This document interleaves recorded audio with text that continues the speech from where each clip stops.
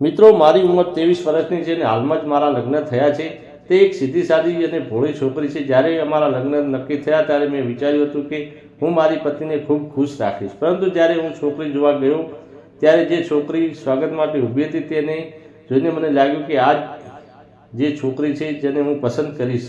મેં તરત જ તેને પસંદ કરી લીધી, પણ પછી ખબર પડી કે તે છોકરી નહીં પણ તેની મા હતી। ત્યારબાદ છોકરી જોવાની પ્રક્રિયા પૂરી થઈ અને અમારા લગ્ન થઈ ગયા। મારી સાસુ દેખાવમાં ખૂબ જ સુંદર અને આકર્ષક છે। મારી નજર ઘણીવાર તેમના પર ટકી જતી હતી। તેમની બોલવાની રીત ખૂબ જ નાજુક અને મીઠી હતી। તેમનામાં એક અલગ પ્રકારની જાદુઈ સુંદરતા હતી। તેમની ઉંમર ભલે વધુ હોય પણ તેમને જોઈને કોઈ પણ કહેશે નહીં કે તે 30 વર્ષની આસપાસ થશે। તેમનો ગોરો રંગ, નાજુક ચહેરો અને સ્મિત ખૂબ જ પ્યારું હતું।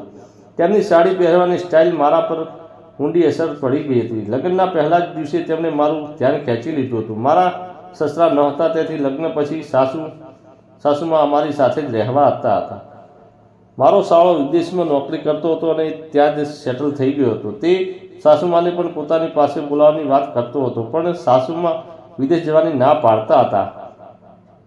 સસરાના અવસાનના 2 વર્ષ થઈ ગયા હતા। ત્યારથી મારી પત્ની અને હું અમે બંને અમારા ઘરમાં જ રહેતા હતા। લગ્ન પછી મારી પત્ની, જે પહેલેથી જ ભણવામાં હોશિયાર અને ટેલેન્ટેડ હતી, તેને એક મોટી નોકરીની તક મળી, પરંતુ નોકરી માટે તેને એક મહિના માટે દિલ્હી ટ્રેનિંગ પર જવાનું હતું।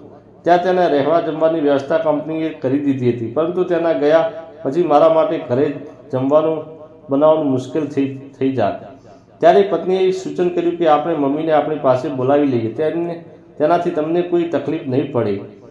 મને તેનું સૂચન ગમ્યું, પણ સાસુમાં શું કહેશે એ વિચારીને હું થોડો ચિંતિત હતો। જ્યારે પત્નીએ સાસુમાને બધી વાત સમજાવી તો તે બોલ્યા, અરે આ તો બહુ સારી વાત છે, તું બેફિકર થઈને ટ્રેનિંગ પર જા, હું જમાઈ રાજાનો પૂરો ખ્યાલ રાખીશ। તેની વાત સાંભળીને મને પણ સારું લાગ્યું। બીજા દિવસે હું સાસુમાને ગામડેથી શહેરમાં લઈ આવ્યો। તેઓ અત્યાર સુધી ગામમાં જ રહેતા હતા અને શહેરમાં માહોલથી બિલકુલ અજાણ્યા હતા। જ્યારે મેં તેમને ઘર બતાવ્યું તો તે બોલ્યા, જમાઈરાજ, તમે તો બહુ સુંદર ઘર બનાવ્યું છે અને ખૂબ જ પ્રગતિ કરી છે। તેમણે મારી કાર અને નવા ઘરના ખૂબ જ વખાણ કર્યા। તેમની વાતોથી મને અંદરથી ખૂબ જ ખુશી થઈ રહી હતી।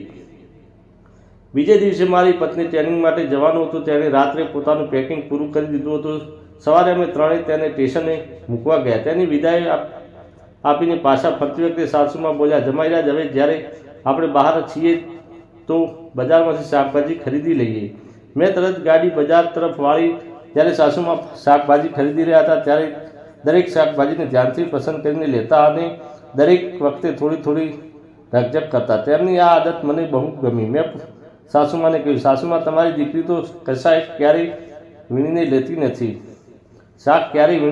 નથી। જે દુકાનદાર આપે તે લઈને આના પર સાસુમાં બોલ્યા, અરે એ તો હજુ નાની છે, તેને આ વસ્તુઓની એટલી સમજ નથી। મેં કહ્યું, અચ્છા એવું છે ને? અને પછી અમે ઘરે પાછા આવ્યા। ઘરે આવીને મેં સાસુમાને કહ્યું, સાસુમા, તમે અંદરના રૂમમાં સૂઈ જાઓ, હું હોલમાં સૂઈ જઈશ। આના પર સાસુમા બોલ્યા, અરે નહીં, તમે તમારા રૂમમાં સૂવો, હું હોલમાં સૂઈ જઈશ। આખરે હું હોલમાં સૂઈ ગયો।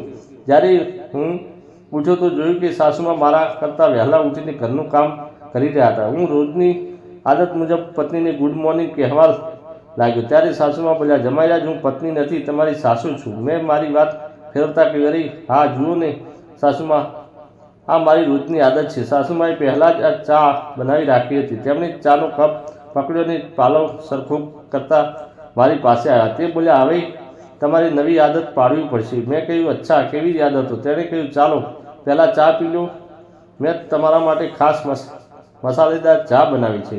મેં ચા પીધી અને તે ખરેખર ખૂબ જ જોરદાર હતી। સાસુમાએ પૂછ્યું, જમાઈરાજ, ચા કેવી લાગી? મેં કહ્યું, ખરેખર બહુ સરસ મસાલેદાર બની છે, બિલકુલ તમારા જેવી જ છે। બોલ્યા, તમારા જેવી એટલે? મેં કહ્યું, તમારા જેવી મીઠી અને પ્યારી છે। પછી હું હસવા લાગ્યો અને તે બોલ્યા, તમારી વાતમાં મીઠાશ પણ ખૂબ જ છે। મેં મજાકમાં કહ્યું, તમે તો હંમેશા તમારી દીકરીનો જ પક્ષ લેશો, જમાઈનો પક્ષ ભલા કેમ લેશો? આ સાંભળીને અમે બંને જોરથી હસી પડ્યા। હું નાહવા માટે ગયો, પણ મારી રોજની આદત મુજબ ટુવાલ બહાર ભૂલી ગયો હતો। જ્યારે હું નાહવા ગયો ત્યારે મને સમજાયું નહોતું કે હું ટુવાલ કેવી રીતે મંગાવું। મેં જોરથી બૂમ પાડી, મમ્મી, મમ્મી! સાસુમાં આવ્યા અને તેમણે કંઈ પણ બોલ્યા વગર ટુવાલ મારા હાથમાં આપી દીધો અને મને ન સમજાયું કે તેમણે કહ્યા વગર કેવી રીતે સમજી લીધું કે મારે ટુવાલ જોઈએ છે।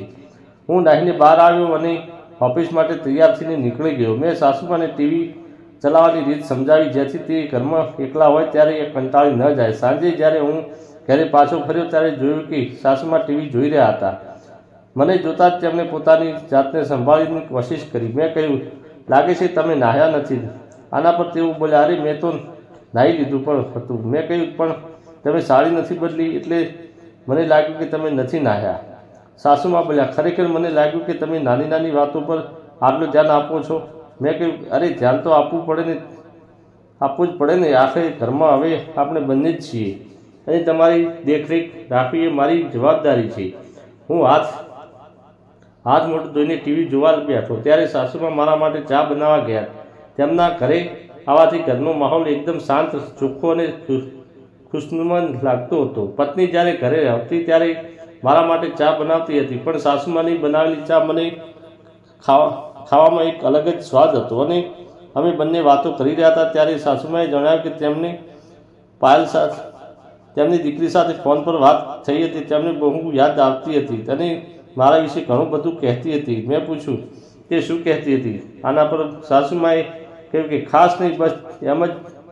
મેં થોડું વધારે ઊંડાણથી પૂછ્યું તો તેમણે જણાવ્યું, અરે તે કહેતી હતી કે તમે નાહવા જતી વખતે રોજ ટુવાલ બહાર ભૂલી જાઓ છો. અને આ વાત સાંભળીને હું હસી પડ્યો. સાસુમા પણ બોલ્યા, હા, આ તો તમારી રોજની આદત છે. પછી તેમણે કહ્યું, તમને પણ તેને બહુ યાદ આવતી હશે ને? મેં જવાબ આપ્યો, હા, બહુ યાદ આવે છે, પણ હું તો હવે તેને 1 મહિના પછી સુધી નહીં મળી શકું. પછી શું કરી શકીએ? સાસુમા હસતા હતા કહ્યું, અરે હું છું ને તમારા સંભાળ માટે. શું હું તમારી કોઈ વસ્તુની અછત થવા દઈશ? અને જો કંઈ ઓછું લાગશે તો હું તે પણ પૂરું કરી દઈશ. આ સાંભળીને હું નવાઈથી તેમની સામે જોવા લાગ્યો.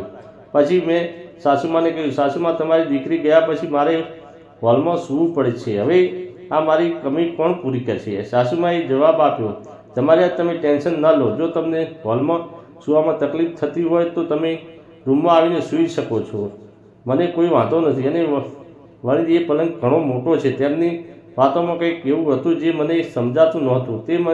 તેમને કહ્યું, ઠીક છે. પછી અમે બંને સાથે જમ્યું. સાસુમા જમ્યા પછી પોતાના કામમાં લાગી ગયા અને બાદમાં રૂમમાં આવ્યા તો તે મારા માટે દૂધનો ગ્લાસ લઈને આવ્યા. મેં કહ્યું, સાસુમા, મને રાત્રે દૂધ પીવાની આદત નથી, પણ તે બહુ આગ્રહ કરવા લાગ્યા, તેથી મેં દૂધ પી લીધું. આ પછી તે પલંગના એક છેડે સૂઈ ગયા અને હું બીજા છેડે.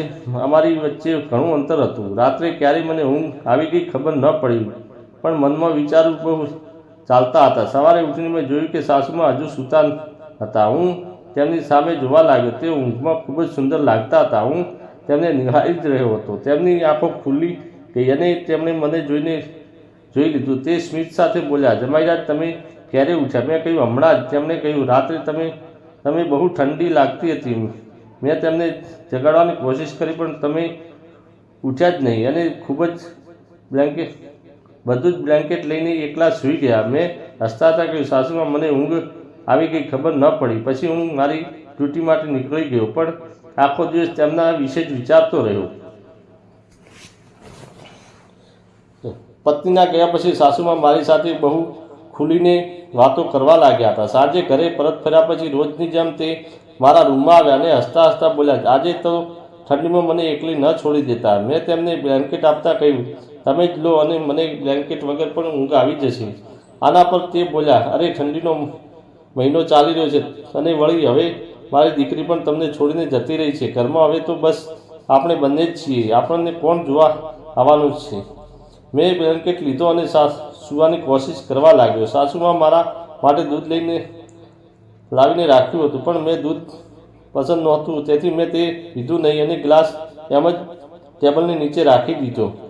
સાસુમાએ પૂછ્યું, દૂધ પીધું? મેં જૂઠું બોલતા કહ્યું, હા, પી લીધું. તો તેમના આ સવાલ પછી મને ઊંઘ ન હતી આવી રહી હતી. સાસુમાં સૂઈ ગયા હતા એવું લાગતું હતું, પણ થોડી વાર પછી મેં અનુભવ કર્યો કે રૂમની બહાર ગયા અને મને લાગ્યું કદાચ કોઈ કામથી ગયા હશે. થોડી વાર પછી તે પાછા આવ્યા અને મારી પાસે બેસી ગયા. તેમણે મારું બ્લેન્કેટ પણ ખેંચી લીધું અને પત્નીની જેમ મારી નજીક આવી ગયા અને તે મારી પેન્ટ ખોલવાની કોશિશ કરી રહ્યા હતા. મને સમજાતું નહોતું કે શું થઈ રહ્યું છે અને આગળ શું કરવું જોઈએ। આખરે મેં અચાનક મારી આંખો ખોલી દીધી અને જોયું કે સાસુમા પાસે પોતાનો ફોન રાખ્યો હતો, જેમાં તે બધું રેકોર્ડ કરી રહ્યા હતા। હું ડરી ગયો અને પૂછ્યું, આ તમે શું કરી રહ્યા છો? સાસુમા તે ચોંકી ગયા અને બોલ્યા, તે દૂધ નથી પીતું। હું તેમની વાતો સાંભળીને સમજવાની કોશિશ કરી રહ્યો હતો, પણ કંઈ સપટ નહોતું થતું।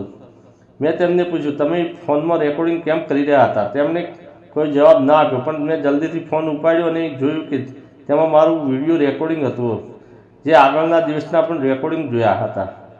મને અહેસાસ થયો કે સાસુમાએ ગઈ રાત્રે દૂધમાં ઊંઘની દવા ભેળવી હતી અને મારી હાલતનો ફાયદો ઉઠાવી છે મારા ખોટાને વિડીયો બનાવી રહ્યા હતા।